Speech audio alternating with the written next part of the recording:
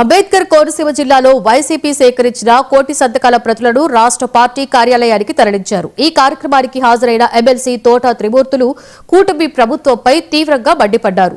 వైద్య విద్యను అమ్ముకునేందుకు కూటమి ప్రయత్నిస్తుందని ఆయన ఆరోపించారు. మెడికల్ కాలేజీల ప్రైవేటీకరణకు ప్రజల నుండి పూర్తి వ్యతిరేకత వచ్చింది అని, అందుకు వైసీపీ ప్రజా ఉద్యమమే నిదర్శనమని పేర్కొన్నారు. ప్రభుత్వం తన బాధ్యతను సక్రమంగా నిర్వహించాలని ఎమ్మెల్సీ తోట త్రిమూర్తులు కోరారు.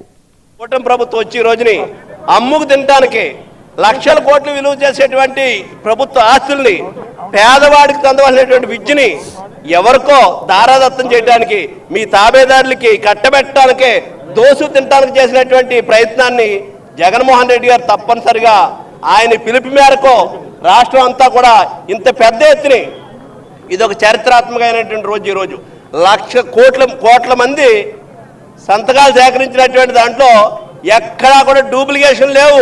మేమందరం కూడా అనుమానించాం ఒకప్పుడు. కానీ ప్రజల్లోకి వెళ్తే ప్రజలందరూ కూడా ఈ కార్యక్రమాన్ని పార్టీలకు అతీతంగా ముందుకొచ్చారు. ముందుకొచ్చి 1 కోటి మంది సంతకాలు చేసినటువంటి ప్రతుల్ని ఈ రోజుని రాష్ట్రానికి తీసుకెళ్లి జగన్మోహన్ రెడ్డి గారి నాయకత్వంలో, మా నాయకుడి నాయకత్వంలో మరి గవర్నర్ గారికి ఇచ్చి ఈ ప్రభుత్వం మెడలు వంచైనా సరే విద్యా వైద్యం అనేటువంటిది ప్రైవేటీకరణ చేయకుండా ప్రభుత్వం నిర్వహించాలి. ప్రభుత్వం యొక్క బాధ్యత.